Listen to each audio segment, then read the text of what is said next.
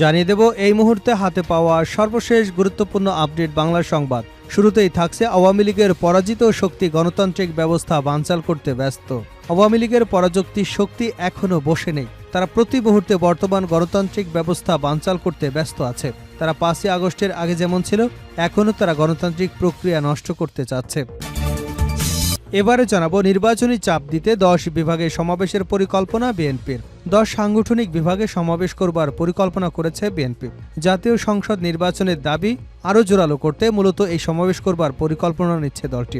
দলের নীতি নির্ধারকরা মনে করেন এসব সমাবেশের মাধ্যমে জাতীয় সংসদ নির্বাচনের বিষয়ে সরকারের উপর বড় ধরনের চাপ তৈরি করা সম্ভব হবে। গত সোমবার বিএনপির স্থায়ী কমিটির সভায় এ বিষয়ে সিদ্ধান্ত হয়েছে বলে জানা গেছে।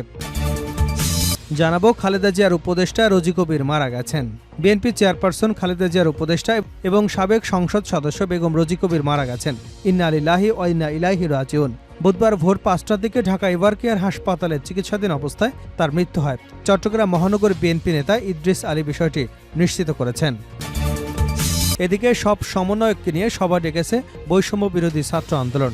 দেশের চলমান পরিস্থিতি পর্যালোচনা, আসন্ন কর্মসূচি রূপরেখা নির্ধারণ এবং কেন্দ্রীয় স্থানীয় সংগঠকদের মধ্যে সমন্বয় বৃদ্ধির লক্ষ্যে কেন্দ্রীয় সমন্বয়কদের নিয়ে সভা ডেকেছে বৈষম্য বিরোধী ছাত্র আন্দোলন। বুধবার বিকাল 3:30টায় সংগঠনটির কেন্দ্রীয় কার্যালয়ে এ সভা অনুষ্ঠিত হবে।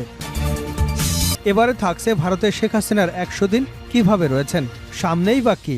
ভারতের রাজধানী দিল্লির কেন্দ্রীয় স্থলকে চক্রাকারে ঘিরে রয়েছে যে ইনার রিং রোড, তার ঠিক 4 তলায় পেল্লায় বাড়িটা। ডাক বিভাগের রেকর্ড অনুযায়ী ঠিকানা 56 রিং রোড, লাজপত নগর, দিল্লি 110024। শহরের দক্ষিণ প্রান্তে পাঞ্জাবি অধ্যুষিত ওই এলাকায় এই বাড়িটার আদলে করা কোনো বিশেষত্ব চোখে পড়ার কোনো কারণ নেই। কিন্তু আসলে কজনই বা জানেন, প্রায় অর্ধ শতাব্দী আগে স্বামী ও সন্তানদের নিয়ে শেখ হাসিনা যখন প্রথম ভারতে আশ্রয় নিয়েছিলেন, তার ঠিকানা ছিল রিং রোডের উপরের এই ভবনটাই। আসলে তখন 56 রিং রোড ছিল ভারতের কেন্দ্রীয় সরকারের একটি সেফ হাউস বা গোপন অতিথিশালা।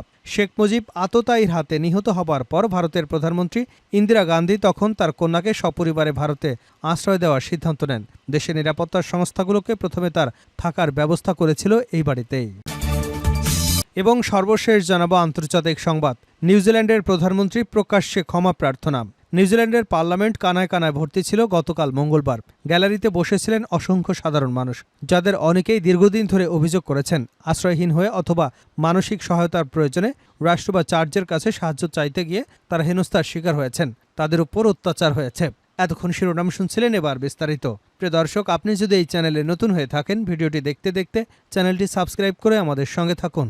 আর এই ভিডিও সম্পর্কে আপনি আপনার মূল্যবান মতামতটি কমেন্ট বক্সে জানিয়ে দিন। আর হ্যাঁ প্রিয় দর্শক, জানিয়ে দিন ভিডিওটি কোথা থেকে দেখছেন। আওয়ামী লীগের পরাজিত শক্তি গণতান্ত্রিক ব্যবস্থা বানচাল করতে ব্যস্ত। আওয়ামী লীগের পরাজিত শক্তি এখনও বসে নেই। তারা প্রতি মুহূর্তে বর্তমান গণতান্ত্রিক ব্যবস্থা বানচাল করতে ব্যস্ত আছে। তারা 5ই আগস্টের আগে যেমন ছিল, এখনও তারা গণতান্ত্রিক প্রক্রিয়া নষ্ট করতে কাজ করছে। ঢাকা রিপোর্টার্স ইউনিটিতে এক সেমিনারে এসব কথা বলেন গণসংহতি আন্দোলনের প্রধান সমন্বয়কারী জোনায়েদ সাকিব। মানবিক গণতান্ত্রিক কল্যাণ রাষ্ট্র প্রতিষ্ঠা লড়াইয়ে ঐক্যবদ্ধ হন শীর্ষক এই সেমিনারের আয়োজন করে নাগরিক ঐক্য। জোনায়েদ সাকিব বলেন, আওয়ামী লীগ বাংলাদেশের বিরাট গণতান্ত্রিক অভ্যুত্থানে বিলীন হয়ে গেছে। তবে ভারতের চক্রান্ত চলছে। তারা বাংলাদেশে পুতুল সরকার বসাতে চাচ্ছে। তাদের এই অপতৎপরতা মোকাবেলা করতে হবে। এজন্য আমাদের সকলকে রাজনৈতিক ঐক্য করতে হবে। গণঅভ্যুত্থানে দেশের রাজনৈতিক দলগুলোর মধ্যে বড় আকাঙ্ক্ষা তৈরি হয়েছে জানিয়ে জোনায়েদ সাকিব বলেন, গণতান্ত্রিক এই আকাঙ্ক্ষা বাস্তবায়নের দায়িত্ব বর্তমান অন্তর্বর্তী সরকারের। মানুষের আশা যত বড় হচ্ছে, সে আশা যদি আমরা পূরণ করতে না পারি, তাহলে জনগণের মধ্যে যে নতুন জাগরণ দেখা গেছে তা ধরে রাখতে পারব না। জনগণের কাছে ক্ষমতার কেন্দ্রের জবাবদিহি করতে হবে। নির্বাচনী চাপ দিতে 10 বিভাগে সমাবেশের পরিকল্পনা বিএনপির। 10 সাংগঠনিক বিভাগে সমাবেশ করবার পরিকল্পনা করেছে বিএনপি। জাতীয় সংসদ নির্বাচনের দাবি আরও জোরালো করতে মূলত এই সমাবেশ করবার পরিকল্পনা নিচ্ছে দলটি। দলের নীতি নির্ধারকরা মনে করছেন এসব সমাবেশের মাধ্যমে জাতীয় সংসদ নির্বাচনের বিষয়ে সরকারের উপর বড় ধরনের চাপ তৈরি করা সম্ভব হবে। গত সোমবার বিএনপির স্থায়ী কমিটির সভায় এ বিষয়ে সিদ্ধান্ত নেওয়া হয়েছে বলে দলীয় সূত্রে জানা গেছে। এছাড়া আগামী 16 ডিসেম্বর সহ বিভিন্ন জাতীয় দিবস ইস্যুভিত্তিক কর্মসূচিগুলোতে বড় ধরনের জমায়েত করবার বিষয়ে আলোচনা হয়েছে। বৈঠকে জামায়াতের সঙ্গে বিভিন্ন বিষয় মতানৈক্য, নতুন উপদেষ্টা নিয়োগ, অন্তর্বর্তী সরকারের অধ্যাদেশ 2024-এর খসড়া নীতিমালার বিষয়ে আলোচনা হয়েছে। এসব বিষয়ে কমিটির সদস্যরা তাদের মতামত তুলে ধরেন। দলীয় সূত্রে জানা গেছে, বুধবার বিকাল ৩টায় নয়াপল্টনের কেন্দ্রীয় কার্যালয়ে সাংগঠনিক ও সহ সাংগঠনিক সম্পাদকদের বৈঠক ডাকা হয়েছে।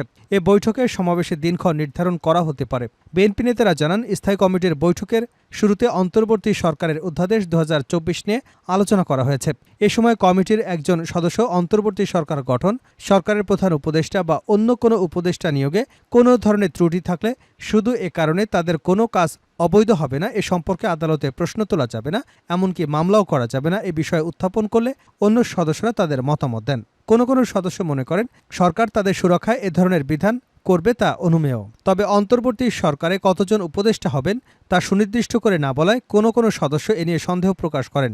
বৈঠক সূত্রে জানায়, সবাই সংসদ নির্বাচন ইস্যু ক্রমাগত চাপ তৈরি করতে পরামর্শ দেন কয়েকজন নেতা। অন্যরাও এ বিষয়ে একমত পোষণ করলে কর্মসূচি দেওয়ার বিষয়ে আলোচনা হয়। সবার আলোচনার পর 10 বিভাগে সমাবেশ করবার সিদ্ধান্ত নেওয়া হয়। বৈঠকে উপস্থিত থাকা একজন নেতা জানান, কিছুদিন পরপর উপদেষ্টার সংখ্যা বাড়ানো হচ্ছে। এর উদ্দেশ্য হচ্ছে, অন্তর্বর্তী সরকার দীর্ঘমেয়াদে ক্ষমতায় থাকতে চাচ্ছে। অর্থাৎ একটি সরকার দীর্ঘ সময় ক্ষমতায় থাকলে যে ধরনের প্রস্তুতি নিতে হয়, ডক্টর মোহাম্মদ ইউনূসের সরকারও তাই করছে বলে তারা মনে করছে।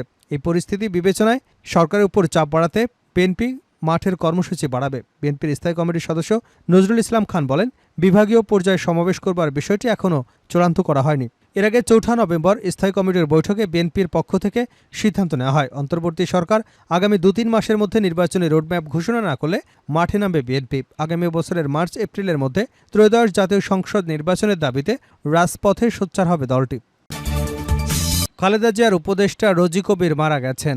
বিএনপি চেয়ারপারসন খালেদা জিয়ার উপদেষ্টা এবং সাবেক সংসদ সদস্য বেগম রোজি কবির মারা গেছেন। ইন্না লিল্লাহি ওয়া ইন্না ইলাইহি রাজিউন। বুধবার ভোর 5টার দিকে ঢাকা এভারকেয়ার হাসপাতালে চিকিৎসাধীন অবস্থায় তার মৃত্যু হয়েছে। চট্টগ্রাম মহানগর বিএনপি নেতা ইদ্রিস আলী বিষয়টি নিশ্চিত করেছেন। বেগম রোজি কবির দীর্ঘদিন ধরে লিভারজনিত রোগে ভুগছিলেন। তার বয়স হয়েছিল 73 বছর। তিনি 2 ছেলে 2 মেয়ে সহ অসংখ্য গুণগ্রাহী রেখে গেছেন। ইদ্রিস আলী জানান, রোজি কবিরের মরদেহ ঢাকা থেকে চট্টগ্রামে নিয়ে আসা হবে। পরে সেখানে জানাজার নামাজ অনুষ্ঠিত হবে। এখনও জানাজার সময় নির্ধারিত হয়নি। রোজি কবির 5ম জাতীয় সংসদে মহিলা আসন 29, 6ষ্ঠ জাতীয় সংসদের মহিলা আসন 8 এবং 8ম জাতীয় সংসদের মহিলা আসন 16 থেকে মনোনীত সংসদ সদস্য ছিলেন। তিনি চট্টগ্রাম নগরীর উত্তর হালিশহরে প্রখ্যাত জমিদার পরিবারের আসগর আলী চৌধুরী পরিবারে জন্মগ্রহণ করেন। তার বড় ভাই সাবেক ডেপুটি স্পিকার, পরিকল্পনা মন্ত্রী ব্যারিস্টার সুলতান আহমেদ। ভাইয়ের হাত ধরেই রাজনীতিতে যাত্রা শুরু করেন বেগম রোজি কবির। সব সমন্বয়ককে নিয়ে সভা ডেকেছে বৈষম্য বিরোধী ছাত্র আন্দোলন। দেশে চলমান পরিস্থিতি পর্যালোচনা, আসন্ন কর্মসূচির রূপরেখা নির্ধারণ এবং কেন্দ্রীয় স্থানীয় সংগঠকদের মধ্যে সমন্বয় বৃদ্ধির লক্ষ্যে কেন্দ্রীয় সমন্বয়কদের নিয়ে সভা ডেকেছে বৈষম্য বিরোধী ছাত্র আন্দোলন। বুধবার বেলা 3:30টায় সংগঠনটির কেন্দ্রীয় কার্যালয়ে এ সভা অনুষ্ঠিত হবে। মঙ্গলবার দিনগত মধ্যরাতে বৈষম্য বিরোধী ছাত্র আন্দোলনের মুখ্য সংগঠক আব্দুল মান্নান মাসুদ সই করা এক নোটিশে এ সভার আহ্বান করা হয়।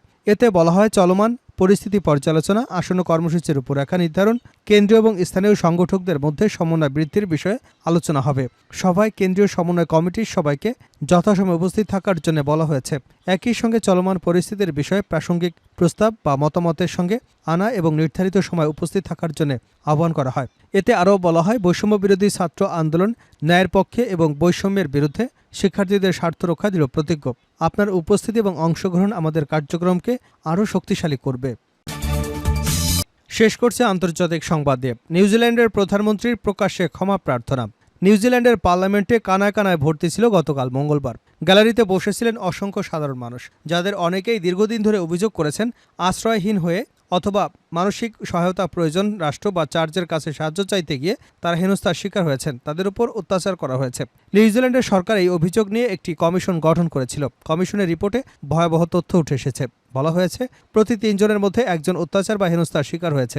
এরপরই পার্লামেন্টে বিষয়টি নিয়ে আলোচনা হয় এবং প্রধানমন্ত্রী ক্রিস্টোফার লুকসন নিজের এবং সাবেক সরকারের তরফ থেকে ক্ষমা প্রার্থনা করেন। তিনি বলেছেন, এমন ঘটনা যাতে আর কখনো না ঘটে সেদিকে নজর দেওয়া হবে।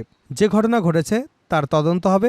যারা এই অভিযোগ করেছিলেন তাদের অধিকাংশই নিউজিল্যান্ডের ক্ষুদ্র নৃগোষ্ঠী অন্তর্ভুক্ত। খবর রয়টার্সের। 1950 থেকে 2019 সাল পর্যন্ত বিষয়টি নিয়ে তদন্ত করেছে কমিশন। তাতে বলা হয়েছে অন্তত 6,50,000 মানুষ অত্যাচার হেনস্থার শিকার হয়েছে।